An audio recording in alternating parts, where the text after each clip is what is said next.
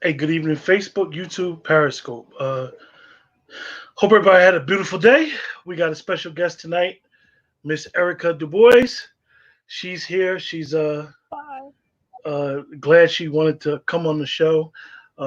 She has a very strong, as I say, social media presence. She's not afraid to mix it up on social I got my media, woman's mark shirt on. See, and she's not little afraid. rebel rouser. She's not afraid to mix it up. I on the flyer I put that Erica is an educator as well as a committee woman, but she wears many hats. She will explain all the things she does. She's not only a mother, she's also a wife and a daughter as well. How you doing, Erica? Good. Thank you for having me on tonight. I appreciate it. So, Erica, tell us a bit about yourself. A bit. Oh, first of all, you already said I'm a teacher and a politician, so we love to talk. So feel free to just cut me off at any time. But I've been teaching for 20 years in Jersey City. I'm a politician here in my town. I was mayor last year. I am very committed to women's sports. I've coached my daughters for years. I played my whole life. I played in college. I went to Wagner College. My oldest daughter is a freshman in high school. She's a very competitive athlete in softball, basketball, and she played soccer for 12 years, but then she changed it up and she's now doing gymnastics because she's really athletic and that's what she wanted to do. So she's doing it. My husband and I have been married for over 10 years, but we've known each other since 1996, which is insane. Um, I've lived in Union County most of my life, either in Springfield. I grew up in Union. I graduated class of 96. So that's another, I know you're from Union as well. And anytime somebody from Union wants to hook up and do a project, do anything, you know how we always get together and do things. So I was super excited to do this with you. Um, I'm part of, I don't know if you know this about me, actually. I'm part of the Badass Teachers Association, which is a grassroots education organization. Since I believe 2014, I've been a part of that. So we've been working on just trying to advocate for public education and just issues that matter to kids in public education. So that's how I got started in politics, basically. When Common Core and the Park test came out, it was the straw that broke the camel's back to me in regards to education. I started speaking publicly at Board of Education meetings locally where I work, even down in Trenton. I spoke in front of the State Board of Ed. My friends would record my speeches. I'd throw them up on social media. I got about 3,000 hits on one of my speeches, so I kind of felt big time. And the local Democratic Party here reached out to me. They saw it.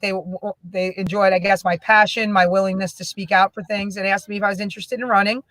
At the time, my youngest one, who's 7 now, I guess she was 3. So I was like, I have a little one at home. I don't know if I could take all this on. But then my family, who also lives locally, said, you know what? You got to strike while the iron's hot. Why don't you do it? You can figure it out. I ran the first time and I lost by 2 votes as a new candidate. Came back the next year and I won. And I was deputy mayor and mayor during my first 3-year term. And now I was reelected. And so I'm in my second 3-year term. Wow. Yeah. So So that's a lot. That's a lot to unpack there. That's what I do. I do a lot. I mean, what do you want to talk about? You want to talk? Let's talk about your education. What was your passion for your education, and why did you decide to be an educator?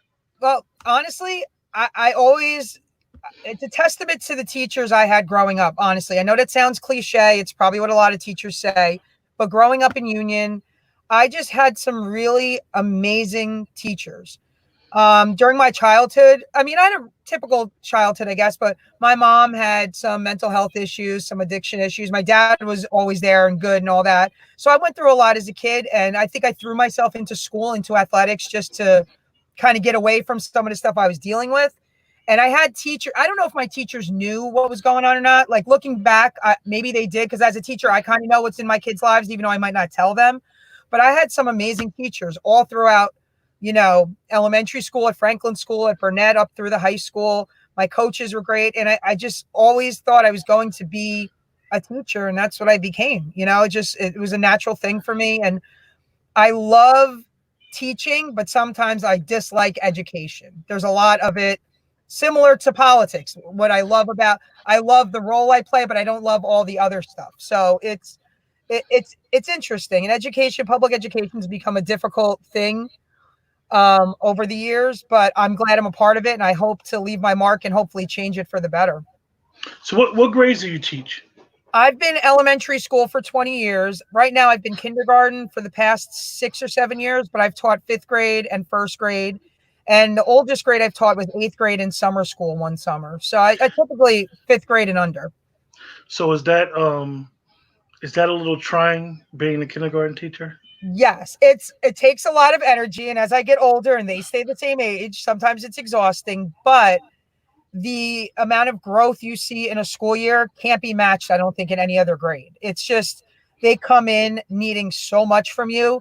And by April every year, they become so independent. And you're like the light switch. One day in April, you literally walk in a classroom and they're doing things on their own that you just never thought they'd do. And then you're like, this is why I do this. Okay, this is it right here. So it's something teachers understand that I don't think other people do. And it's really cool. It's a cool feeling. So advocating for the kids and education led you to the politics. Yeah. Well, you know what? If you don't get on the politics side of things, people hate the word politics. It's such a dirty word, especially over the last handful of years.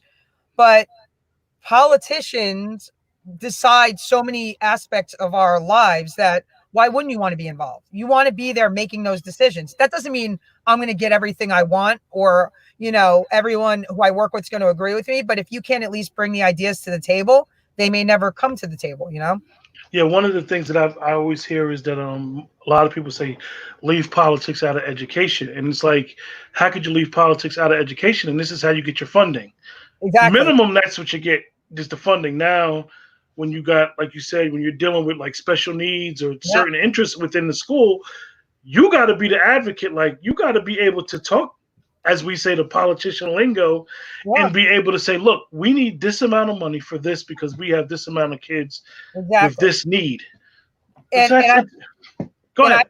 I teach at-risk youth. My whole career has been with kids that are my whole building, gets free and reduced lunches and things. And I think being politically involved, I bring a different perspective to it because I might live in one community and then but I'm a part of, I feel like that's my community as well. I've been there for so long and those families mean so much to me. So I think I bring a unique perspective that not everybody has. So how were you able to juggle the transition from, okay, I'm advocating for my school, and then now I'm going to be a politician in my local town, and I'm still a mother, I'm Yeah. still a wife. How was that transition? Did you have to let the husband know, like, yo, Well, this is what's going on? he's always been super. I will say, my husband, my parents who live in town, his grandparents who live in town, my sister and her husband live in town. I have family members all in Union County. They have been nothing but supportive. I couldn't do this if they were not supportive, because you can't do this by yourself. Like Okay. I can pretend and I'm stubborn and I try to take everything on, but it doesn't work that way. And my kids love what I do. My teenager's really politically active for her age. She follows things. She's interested in things. And I have I have a core group of friends that if they listen to this, they'll probably know who they are in town who are like my sounding board and my like background that'll tell me, you got to chill on this, or if you need help with this, you need people in your corner. You can't do this by yourself. That's what I've learned. And you just got to ask for help and reciprocate to help with people. I've had a lot of luck with that. My older daughter like I said, plays a lot of sports, but we have like a mom squad who pick up, drop off. We all get together. They've always supported what I do, so it makes it easier. So let me ask, because you're Mhm. at one time your name was Madam Mayor. So Well, how was that? You ran for mayor. How do they do that? It's just like Union. I yeah, always forget how they do it. It's yeah. Every town's different. In our form of government, each year when you do the reorganization in January, whichever party is the majority party chooses the chair of the committee, which is the mayor for the year. So okay. we typically like choose a different person each year, and our party has a 5-0 majority right now. But I had the opportunity last year, and it when it was first presented to me, I absolutely jumped on it. But then I sat home and like spoke to my husband. I was like, am I ready for this? Like, it could be, it's a big responsibility. And I took it really seriously, and I worked so incredibly hard last year, but we accomplished a lot. And my team and my township is fantastic. We had our first ever Pride event in my town. Um, I was able to get almost all of our first responders trained in autism spectrum disorder training at no cost to our township. We've hosted multiple Black History Month events that we didn't previously host, that I helped organize. We accomplished a lot. Redevelopment's been going on for a decade in our town, so I'm not going to pretend that was my doing, but a lot of progress happened to happen last year, and I got to be a part of it, which was amazing. And I give credit to the people who were there before me that got the ball rolling and have moved that along, and to the mayor who's there this year, who's also another Union High School graduate who is working on it. So you got to have a good team around you, and I have a really good team here, so I'm really lucky. Does it feel like everybody from Union just moved to the next town over and just like we're there's gonna? A lot of us. There's a lot of us, and we're good at bringing people together, because I don't know if you're familiar with, last week they had a food. Unfortunately, with what's going on with COVID and everything, they had a really big food drive last year that was organized by a lot of graduates from the high school that were a little older than me. Back in like the late 80s, they graduated. And they invited members of our community that needed the help there as well. And they served over 540 families last week. So Union High School graduates do big things. They're compassionate, they work hard, and they network really well. So I'm proud to be one of them, honestly. It's something about the town that we all can't describe, but it's like once it's in you, it's in you. You don't want to get it. With all her flaws, we're still there, right? And I love Springfield, but I always represent Union as well. I represent both, and I'm glad to be a part of both communities. So I know we had a comment when we had talked. You were like, "I'm super progressive." Okay. I think so. So explain the progressive movement to a layman, like a person doesn't understand. Well, I think I've been labeled either very liberal or I feel like progressive's a nicer word, maybe. Maybe I've been labeled some other things too on social media, but I think I'm willing to be vocal and talk about issues that are important to people that don't always look like me, that don't always have the same lifestyle as me. I'm a big, advocate. Like I said, I went out there and we did our first Pride event last year, and that's something that was important to me, that people in my community, especially kids, I look at issues and think, if my child had to deal with that, how would I feel? So I try to look through that scope whenever that makes sense. It doesn't always make sense, obviously, but I care about healthcare. I think we should be moving towards universal healthcare or a public option or things like that, because I feel like now that I'm on the government side of things and I see how hard it is to fund public workers' healthcare, it's not their fault. It's the system that's making it that way, and it's a challenge. And being somebody who is in a union and who wants better healthcare for herself and the people around her, I'd be a hypocrite to not want that for my police and fire and all of that too. But you can't wave a magic wand and make everything happen in the system you're in. Like, sometimes the system binds your decisions, and it's frustrating. So that's like a battle. That's like a battle within itself in New Jersey, anyway. So hard, because that's like the pharmaceutical capital of the world. I know. Believe me, that could be a whole different conversation. What's been going on in the last handful of days? What happened in Minneapolis? What's happened all across the country? What happened in Central Park? Like, these issues involving race, I feel that they're important to talk about. And sometimes people shy away from those, or say because I talk about them that I'm uber liberal or something, or I just think I'm compassionate. I don't know. I don't know what the label is. I don't know what the right label is to have that conversation. But my daughter, who is biracial, obviously, maybe your audience doesn't know, my husband's Black. My kids are biracial.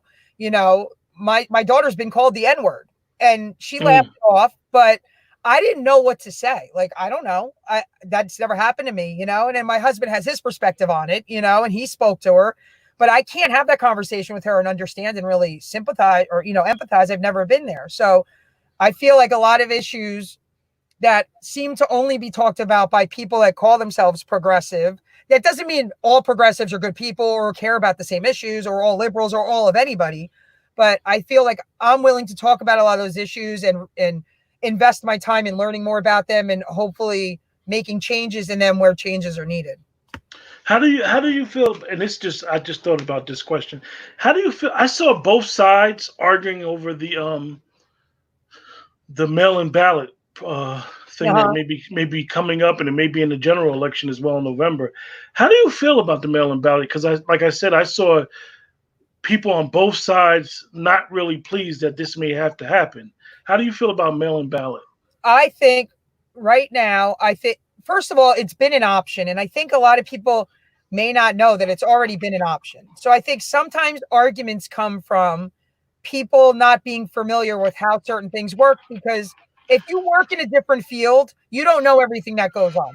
Like that if you're talking about voting and things, not everybody knows the ins and outs until they're in a position where it affects them more or where, you're working on campaigns. So mail-in ballots have already existed in New Jersey. So for people to get upset about it, I think is a little overblown in my opinion.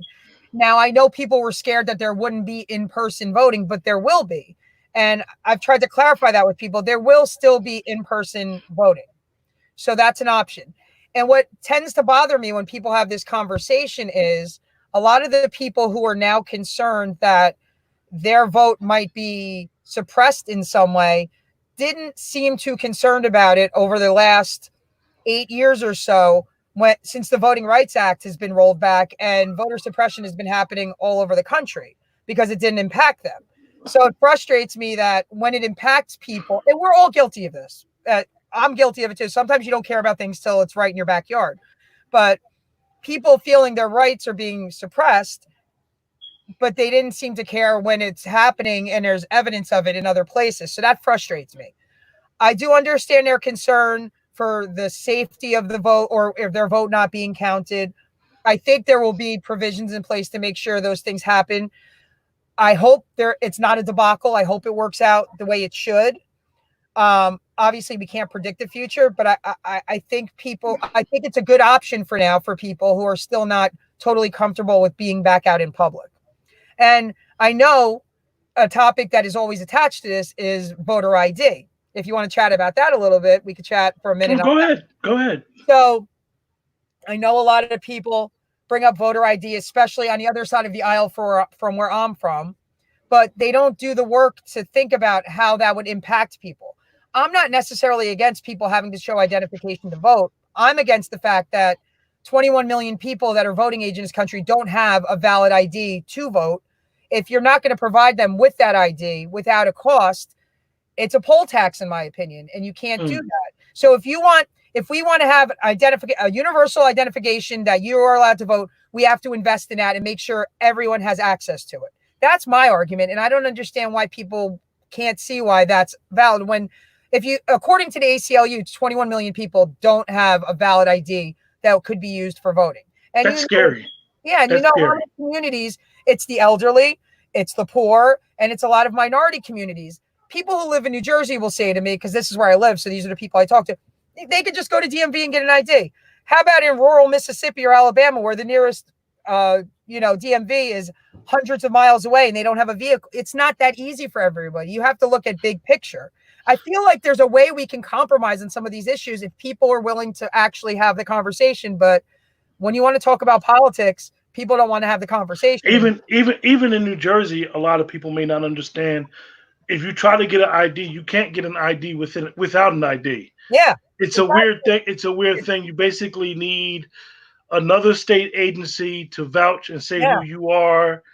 So it's very tricky, even to the point if a person loses like most people do, lose their birth certificate or lose their and then the cost, and then I never realized how hard ID was to get until about 7-8 years ago. And then you teach in Jersey City. Yeah, they had a big scandal in Jersey City with the so everybody from Jersey City had to go down to Trenton to get their birth certificate. So exactly.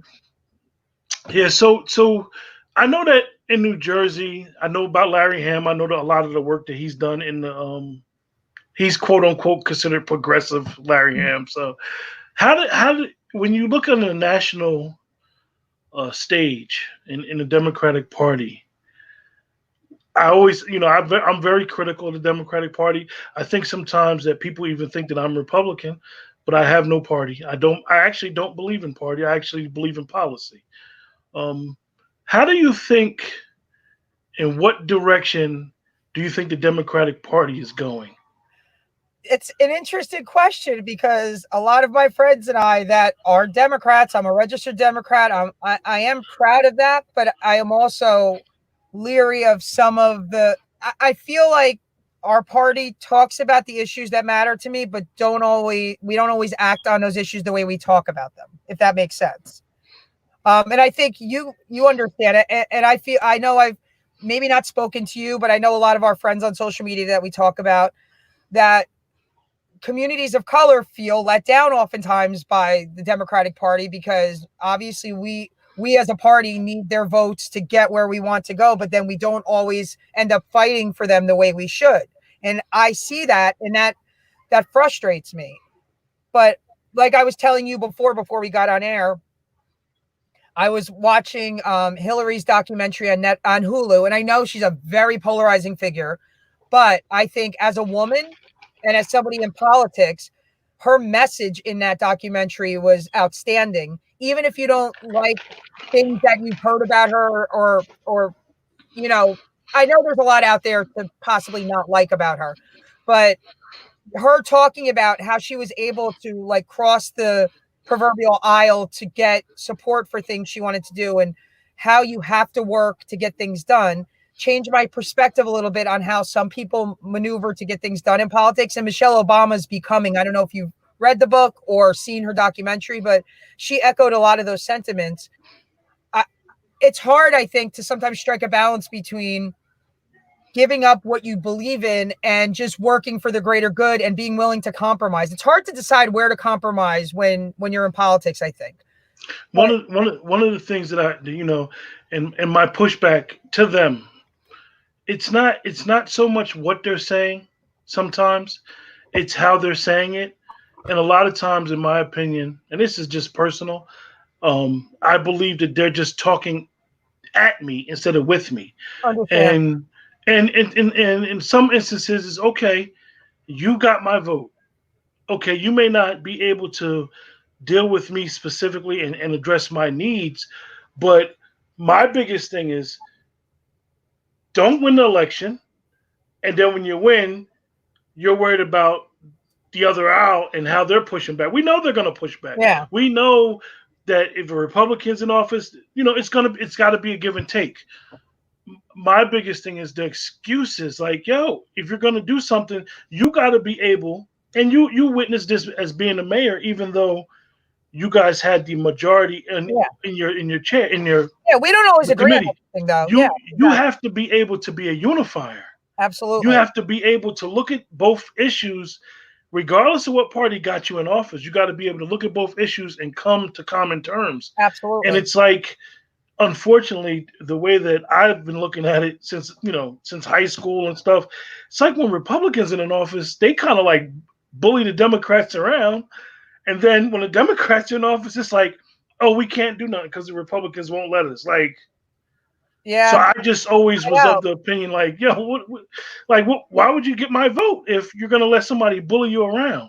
Yeah, I see. I could totally see where you feel because you see some things happening now and something, and we don't know everything that goes on. And you could get caught up in social media or the media in general and, headlines and, things that are just supposed to trigger your emotions and whatever. But we see things going on now and we're like, why can't anybody stop that? Like, that's just not good, And it's just like, I don't know. I don't understand what's going on. It's so frustrating. Even as much as when we get home, when we talk about Governor Christie, when he was the governor, I mean, during Sandy, he became the governor. Yeah, He had a lot of stuff with him, a lot of issues that I didn't agree with. I agree. But during Sandy, he showed his support for the state and his love for the Yeah, state, and you kind of see it. And you know how it is. A lot of times, when you're dealing with local politics, anyway, some people may not love the places that they're in charge of. yeah. So I just say that even now with Governor Murphy, it's like, what's going on? You know what I mean? I mean, the COVID came right after he had his surgery, I so it's know. like, I can't imagine that part of it. And I feel like, speaking from being in government right now, there's no handbook to deal with a pandemic that we have. You know what I'm saying? And I feel like we don't know all the information those above us are getting to make decisions, but sometimes the communication comes out choppy, and it just feels like people want to be communicated with better, but you might not have the information, even on a local level. I pride myself on trying to communicate with people. I'm always accessible.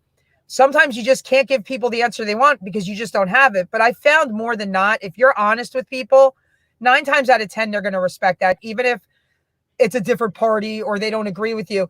I just try to be as honest as I can, and I try to be as accessible, and I try to really listen to people. And I don't only show up every 3 years when I'm running, like people, I'm out there, and that's important. And I think on all levels of politics, I do hate the fact that nationally our, congressmen, senators, they have to spend so much time campaigning and worrying about money that they can't do their job. I think our system is very broken because money is the number one priority, because they need it in order to be where they are, but then they spend all their time concerned about getting it, and then look where we are. their districts or the areas that they're in It, control over are looking terrible. Let me ask you, because I know you brought up the situation in Minneapolis yeah, and Central Park. Being that you're in an interracial marriage, yeah, do you feel like it puts you in a place where you can speak as a mother of two black? You have two kids, right? 2 daughters, yeah, Two daughters, and your daughter dealt with racism already. yeah, I mean, I think that me being a male, I understand a lot of the frustration as a man, but when you really get to understand like what our women go through and yeah. worry, my sisters, I never realized like my sisters worried like that. I never realized like my female friends worry, and to have that talk, growing up as a your husband could quite tell you. I've heard, I know, I'm Yeah, very he had, familiar. that talk, like, Yeah. and having to have that talk at an early age of how to deal and how to handle police situations is kind of crazy. I, I feel like I never want to be taken as I'm speaking for people or speaking for other people's experiences, but I feel like on some level, and I don't know if it's because I'm married to who I'm married to, or if I would have always felt this way in my adult life. I can't say. We've known each other forever, since, like I said, since 1996. I don't know if my perspective would be different if he and I were not in a relationship, or if we never, had our, experiences. But I feel like on some level, on a lot of levels, it's the responsibility of myself as a white person in this country who has certain privileges to speak on these issues and to help people of color, whether it be black, brown, whether it be Native Americans that face all these issues on a daily basis. I I have a responsibility as a human being to speak on these issues, so it's not just them talking about it, because they're exhausted. I'm sure you're exhausted. I'm sure if I was if I was black, I think, and I don't want this to come out wrong, but if I was black, I would be exhausted with the headlines I have to constantly see, and I just I just don't even know what. I only know from hearing from my friends, or my daughter's friends' mothers who share these stories. I mean, I don't know firsthand what it feels like, and I just feel like it's my responsibility as a human being to try to help that get better. You I know? mean, I mean, like your husband and many black men, from we were kids, we were taught about Emmett Till. Yeah, Um, this was something that his mother made sure when she had the open casket as a reminder for everybody. So it's kind of always been there dealing. And I grew up in the Vauxhall section of the yeah, Union, and at one time, uh, Maplewood was very, very aggressive towards black people. I won't say they were all racist, but they were very aggressive towards black people. And even when I come back home now to see a lot of Maplewood cops are black, it's like, wow, they really Maplewood really changed. So, Yeah. the only thing that we all can do is try to change. Like you said, a lot of times, being black, we probably may feel like, oh, our white friends aren't saying nothing. But a lot of them are. I know I have a lot of white friends that are saying something. They're really upset about what's going on. But it's like, you can't change what you're not directly involved with. But it's a big, my thing is, it's a bigger thing because policing, education, employment, whatever like microcosm of our society you want to address, there are issues with race that still go on. And it's a shame because just because the police thing that happened in Minneapolis, there are so many good cops out there, and I can only imagine that their job becomes more difficult when things like that happen. You know what I'm saying? And I can't put myself in their shoes to feel what they're going through. Just like in education, there are people in education that probably shouldn't be there and think bad things or say bad things or do bad things, and there's not always a consequence for it. And it's a shame, and a lot of it comes down to implicit bias. It's not as if any profession in this country, oh, that's where all the racists go to work. That's silly, like that doesn't happen. The problem is that there are privileges in this country that we have, but you'll see in profession. I don't want to keep harping on police because it's not just a police issue, but you've seen black officers in some of these instances that were involved in questionable situations. So it's not that always the race of the person. It's this implicit bias that we have in this country where we're conditioned to think that if a person is of color, especially a male, they could be guilty. So you know what? If something happens to them, they probably deserved it somehow. We look at that first before we have Mm, empathy. You know what I mean? And that cuts across all areas. It cuts in yeah. school. In school, we look at these kids and we don't even give them the benefit of the doubt sometimes. I've seen it. I've probably been guilty of it. I can't say I never have, where it's immediately, oh, that kid's up to no good or that kid did this, and I'm also a big, I majored in education with concentration in psychology. So I'm very big into psychology. I do a lot for mental health here, which maybe we'll talk about before the end of this, but I've learned, I've paid attention to the studies they've done where black males are assumed to be older than they are. They're perceived to be older than they are. There's actually studies of this, and perceived to be more aggressive just by looking at them. So that's the perception we as a society go into a situation with. So that's why we react in certain ways. And until we acknowledge that implicit bias, I don't know how else we can change things. I don't know. I think we have to acknowledge that it's there and then try to move past it instead of saying, I don't see color. You have to see color because people of color experience things differently than we do. And if you don't see color, you're not going to honor their experience. I think when a person says that they don't see color, or even with me, if somebody says I'm a, a person of color, I think I kind of get offended. I Okay. would just rather somebody just say, you're black, you're a black, a native black American." Because I think that a lot of times we're so scared to address race. Like, Yeah. you'll hear somebody say, "Well, that may be white. Oh, I don't have white privilege."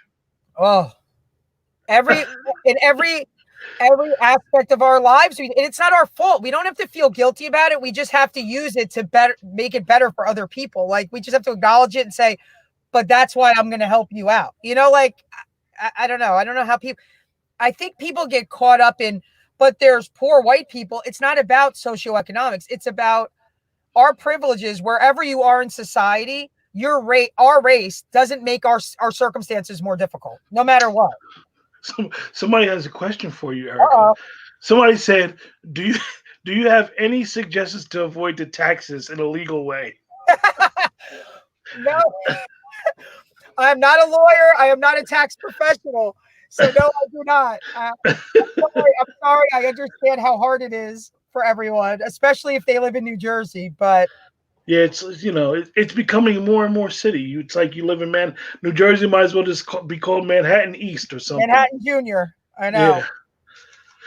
So I mean, so you study psychology as well. You Yeah. just did everything. Well, like I said, growing up, my mom had things going on in her life. I have a sister who I'm very close to is dealing with some mental health things right now that she's very open about on social media. She's an advocate for it. So I'm not like talking behind her back. She's very much an advocate for those issues. I started an initiative when I first got on the township committee, along with the support of my committee members at the time, called the Stigma Free Initiative. You'll see, if you ever drive through Springfield, you'll see signs at both ends. And what we hope to do is end the stigma around mental health. So we've hosted probably over a dozen events in the last couple of years. We have had a mental health first aid training, so people can deal with a mental health crisis, and be there for somebody until first responders are able to arrive. I'm looking to train. I know our first responders have some trainings like that, but I'm hoping to get more trainings like that in the future for them, for our library staff. I'd like to encourage our school district to hopefully get on board. Our school district does do a really good job, I will say, at acknowledging the need for addressing students' mental health and having programs, especially in the lower grades. They do a lot in my daughter, who's 7, in her school, to talk about it. But my high school age daughter has been to assemblies where they've talked about suicide and things, and she's come home and had meaningful conversations with me because of it. So I will say that in that regard, I'm really proud of the school district that is in my township for that. And I always said that if I became on any level of politics, if I ever became involved, that mental health would be the thing I would champion. And if I move along in politics and ever move up the ladder, so to speak, one day, this is what I want to work on. And this is what I want to improve: the hospitals in New Jersey. I want to improve the access to mental health care in all neighborhoods. I want to focus on mental health care in the schools in a tangible way that will help children. I want kids to know that it's something you can talk about and not be ashamed. And that I want people to get away from, oh, that person's crazy. Like the things we said growing up innocuously, nobody meant it. We didn't mean it as a bad thing. I want kids to be comfortable and understand you can talk about those things and that it's okay and that it happens. And then you have to deal with it if it happens. So that's my goal as I move to improve education and mental health. Those are my two big things I'd like to work on. So Yeah, hopefully. definitely. Mental health definitely has came a long way since when we were in school. I mean, man. We talk about it a lot more than we did. Yeah, We're making progress. yeah, definitely. What was I gonna ask you? I just lost my train of thought. So, like I said, you're very active. What? You're probably one of the only politicians that I know that will mix it up with guys and girls on social media the way you do. But to be perfectly honest with you, I did not know you were into politics till you put a picture up when you got sworn in as the Well, mayor. on my personal page, I definitely mix it up and I'll talk. Like I said, I always played sports my whole life. I played softball up until a few years ago. I literally was playing softball while I was 6 months pregnant with my youngest child. So like I've Wow. played forever. And I find like political discourse or like conversations on social media almost like a sport. You know what I'm saying? Not to disrespect the conversation, but I enjoy the challenge of debating people. I feel like maybe that's silly, but that's how I kind of see it. I just enjoy it. So within the realm of being respectful to people and things like that, as long as people don't take it too far, I do enjoy it. I like to learn things from people. I like to hopefully teach people some stuff, although who the heck knows? Like you said, you might have said it off air before we got on. You're very often not going to change people's minds, at least in that conversation. But I find that when I talk about, especially like important issues, I'm not really talking for the person I'm talking to, but the other people reading it so they know there's somebody in their corner. You know what I'm saying? Like people might read what you're talking about. I've had people, not like a million, I'm not like saving the world, but I've had people reach out to me like, I appreciate what you said. You know, my background is this, and I appreciate you willing to stand up for this or that or whatever. So, you know, I think social media has its place and there's value in it. It's also the detriment of our society. It's a gift and a curse, and I can Let use me it. let me find out you got C-SPAN on at your house all day. No, I don't. All right, another question. As a committee woman Yes. for your town, what department are you in charge of, and what new ideas do you have planned amongst this crisis for your city? I have been this year. I'm on public safety and I'm on recreation, which I've been on every year because recreation is definitely a passion of mine. Obviously, with the sports, like I said, we did the Pride Day last year. We were going to do a really epic ceremony, like celebration this year, but I don't think it's going to happen now in June because of the COVID, unfortunately. Um, this is my first year on public safety. Like I said, I want to have better mental health.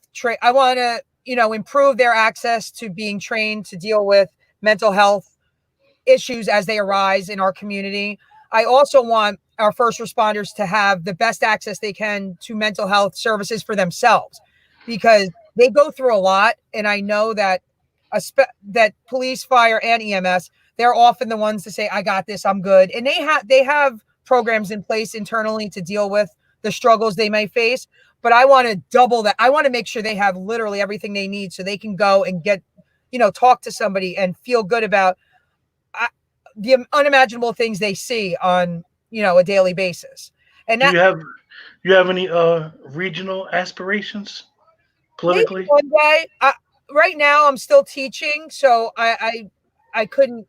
I want to. I like where I am right now. What I'm doing Oh, Erica Springfield. I froze for a really second. enjoy doing this. It's. Okay. No, Oh, go I ahead. did. You had froze for a second. Okay. You're good. Okay.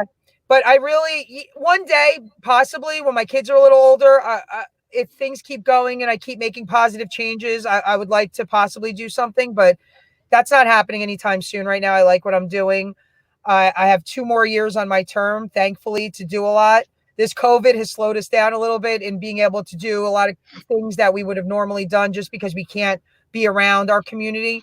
And it's going to be tough over the next 2 years. It's definitely going to be a learning experience to learn how to provide services for a community with a more limited budget because of the fact that revenues are down. COVID has hit everybody so hard. So it's definitely going to be a learning curve to see what we do moving forward. So I'm Someone in the chat told me to tell you, uh-oh. thanks for all your hard work. I follow you on Facebook and you are bad with the A. I don't want to say it and set the algorithm off. So Oh, I they love said you're that bad though. A. Thank you. Ellen, I appreciate it. Thank you. Hey, listen, like you said with the COVID, I see that it's funny because like New Jersey is opening up. Other states are like getting the cases are going high. I mean, as a parent, as a teacher, and as a politician, Yeah. how is it like mixed emotions Yeah. going on? Like, I don't really want to open up. I've got to worry about my babies. I I got don't to know. worry about my. I don't know Oh, you froze for a minute again, what the Erica. answer is. And you brought Okay, up this. go ahead. Am I good? Look at you brought up Vauxhall being from there, and their community was hit really hard. I feel like this this virus hit certain communities harder than others, whether it be elderly, whether it be the Black community. And I think a lot of people are pushing to open up. I feel like there's two different things. A lot of people economically are scared right now and struggling because I don't think in general our government did a good enough job on all levels of helping them. People are still waiting for unemployment because the system obviously almost blew up because of so many people. And people are scared and they want to provide for their families. And I totally cannot dismiss that fear. There are also people fearing getting sick. I don't know what the answer is. I'm usually the one, you've seen me. I usually have an answer. I don't have an answer. I don't know. I don't know where the line is to walk where we can help both groups of people. And it's scary to not know the answer because I want to know the answer. I love helping people. That sounds cliche, but I really do. And I don't know what the answer is because we've never seen this before. So I they get mean, scared. even the I have to bring it up. Even the when Uh-huh. 1600 is on the news, he's always got, a lot of people don't understand. He's always got like CEOs around him. He's got business people around him because it's like you got to worry about Yeah. the country's economic health, Yeah. and then we got our physical health. It's like a catch 22. It's like, and I'm not I giving know. him I'm not giving him an excuse. I'm just gonna say that this is the hand that he trolled President Obama for, because he told us what a professional troll can get. Yeah. It's like he's in a no win situation, as any president would be in a no win situation. Someone asked, "How are you keeping up with your constituents?" We have obviously we have our township email addresses that people reach out to us. I have a committee woman social media page where people can reach out to me. Sometimes people just message me on Facebook because I'm kind of out there and stuff. Um, there's a mom's page. Like every town has their mom's page, and I'm the only female right now in the township committee, so I'm in the mom's page. So my ear is to the streets of the moms. And you don't mess with the moms. If the moms need something, they know where to find me. Um, oh, but I'm glad you asked that because I can't believe I never mentioned that. What I helped organize. I'm pretty proud of this. Back in March, right the weekend right after school shut down, and we knew we weren't going back to school. A friend of mine who was formerly on a township committee and she runs the senior program in town. She and I sat down and she said, we don't know where this was like March 14th in that area. So we didn't know where this was going. It was new to everybody. We heard it could be bad. We didn't know. She said, we're going to be shutting down a recreation department in our senior program. Those senior citizens are not going to get to meet the way they usually do. And we have a senior club in town where there's about 200 people, almost 200 people that are a part of it. So she said, we really need to consider doing something so they don't get lost in all this. So she and I were kicking ideas back and forth. And she said, maybe something we could do with phone calls. I said, all right, awesome. Let me think about it. We put out the call and I reached out to the community via email, social media with my recreation director, who's fantastic. And I said, listen, can we put together something so seniors don't get left out in this? And he said, absolutely, let's do this. He gave me the roster of seniors. I got about 30 volunteers. I divvied up the roster, and I have volunteers calling our senior citizens on a daily or every other day basis just to check in on them. So that started off, and that worked really well for a few weeks. Then we realized this is getting more intense. As April hit and it was getting kind of, serious. I work with a volunteer organization in Summit, and you're familiar with the area. Summit's bigger and they have a different population and they do a lot of community advocacy out there. And they were they were shopping for seniors. They were doing grocery shopping and shopping for prescriptions. So Lacey Rosowski, who ran for assembly recently, so her name has been out in media, she and I work on some volunteer things together. She said to me, you might want to look at what we're doing in Summit and bring it to Springfield to help the seniors.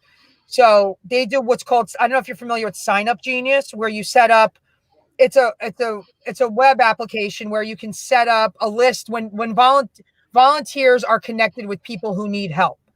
Okay. And so we got about 30 people, again, probably about 15 or 16 that are regularly active. And whenever a senior in our community calls the rec department and needs somebody to go grocery shopping for them or pick up prescriptions, it goes into this Sign Up Genius. You get an email, and if you're available, you can take that job and just go pick it up for them, and then they pay you with a check. So we've been doing that since probably the second week in April. So we've done about 50 shopping trips for people that are in need. So I'm pretty proud that I've been able to organize both of those things. And it's been working really well for our senior community. So I'm really happy that I was able to do that. You definitely got the chat lit up. I got another question for you. All right, let's go. How important is it for community activists and community organizers to work with local government? What would you say to people that are interested in helping their community out but don't know how to?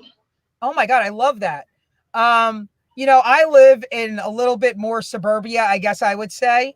So I'm not familiar with too many community activists out here, but I'm also very deeply rooted in Union. And I know some people out there that do a lot of good work. And in Jersey City, there's a lot of people that do a lot of good work. And I would say whatever community you live in, reach out to the township committee or the town council or whatever form of government you have and make yourself known and start to get involved and see if there's any volunteer opportunities and try to invite them to what you're doing. Instead of just offering your services to them, invite them to your, bring them to your your ground and have them come, because any representative in a community should be willing to get out there with everybody in the community and, try to work with them, especially young people.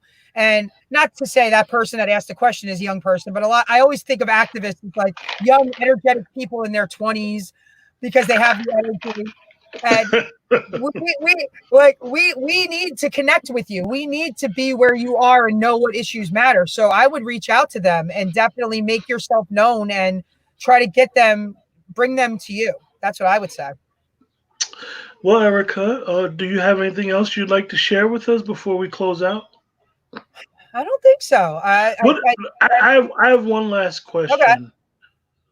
Do you think that because of politics have been a lot more polarizing, cable network Oh news, my God. It's so bad. let's just say President Bush's second term Mhm. to now, do you think that the general public has really have got a little, as I would say, A, a bad. understanding of political education? I feel like politics, and it's obviously I've been involved for maybe 5 years, or 3 or 4, yeah, like 4 or 5 years. I feel like a lot of people have tuned out from it because it's so divisive, and it's always there. It's always we're the 24-hour news cycle is destroying us. Even though I'm entertained by it sometimes, not so much of recent years, but again, it's a gift and a curse. Social media has its value, but then it makes things more divisive. These catchy headlines. I feel like there's information out there, but you have to look for it. And I don't think a lot of us do the work to look for it. You know what I mean? And then we just assume things, or we have conversations, and it's hard. Politics has become not the greatest area to be involved in on the big scale right now. I still want to be a part of it, but I understand why people don't like it too. I totally understand. I think that when and I don't know how long ago. I think that once the voting record of some of the politicians started getting on social media, I think it Yeah. kind of like stepped the game up, and like it's, I guess it's good that we're finally holding our politicians accountable. Absolutely. But at a certain point, it's like it's exhausting. Like you said, it's good to have that little sandbox fight every now and then Yeah. on social media with it. But at the end of the day, it's like, where's the conversation going to go? Well, Exactly. Erica, I really appreciate you joining us, and I hope that you'll be willing to come on again soon in the near Absolutely. Whenever future, you want me. before November. You know how to find me, so whatever you need. And by the way, we didn't talk about sports much, but I'm also big into sports, even though there's nothing going on. I'm a Mets, Jets, and Nets fan. So if you want to talk sports out there, you got me for that too. You got one more question. Oh man, here we go. As a public figure, how do you deal with people talking about you in a negative way? How does it affect your kids? Honestly, I'm on a pretty small scale right now. There hasn't been a ton of negativity about me because I'm not in the biggest of roles. I'm sure moving forward, if I continue on a path and I want to do more things, that's going to happen. And honestly, I don't really know how I'm going to deal with it till I get to it, because I have that personality. I'm a people person. I do want people to like me. And they're not always going to like you in all aspects of life, but especially when you have to make difficult decisions. And there are people who know where I stand on certain issues and don't like me because of it. And that's just something I have to learn to deal with, and that my kids will have to learn to deal with. I'll tell you, when I ran the first time and I lost by 2 votes, the night I lost, because I'm a competitive person, I always kind of thought I was going to win. You don't do anything to not think you're going to win. When I lost, it hit me really hard, but my daughter, who's 15 now, who was, I guess 12 at the time, it broke her soul. Like, she was so upset because she worked hard on my campaign, and and I felt bad that I got her into that. And she was so upset. I was like, I'm so sorry. Like, I didn't want to make you cry. And she's like, but I thought we were going to win, and things work out. Everything happens for a reason. And eventually I got where I wanted, but it's not easy. It's something you got to learn to deal with. It's funny. It's funny that question was even asked to you. I try to consider myself as trying to be a small little smidget of medium now. And it's like I get a lot of crazy inboxes about politics, people, certain things, and it's like one thing I'm saying right now with one of the people in the Democratic Party. It's like a smear campaign going against them, and it's kind of crazy because it's like it's not coming from across the aisle. It's coming from within the party, and it's kind of disheartening in a way. I've seen that too. I have not seen that personally, like myself, but I've seen it happen to people I've worked with and their party and stuff. And it just, when you see that, it's like you don't have to agree with each other, but you kind of got to be on the same team, and not the personal attacks and stuff aren't cool, you know? Yeah. But Well, Erica, I really appreciate you joining us. Like I said, we'll talk before November. you got my Woo. number now, so you know where to find me. Yeah. And I can't keep my mouth shut, so I don't hide easily. Don't hang up. Just stay on the line. We'll finish Right. chatting for a minute. But thanks for everybody that joined us tonight with all the Thanks, guys. questions. We appreciate you guys and have a blessed night.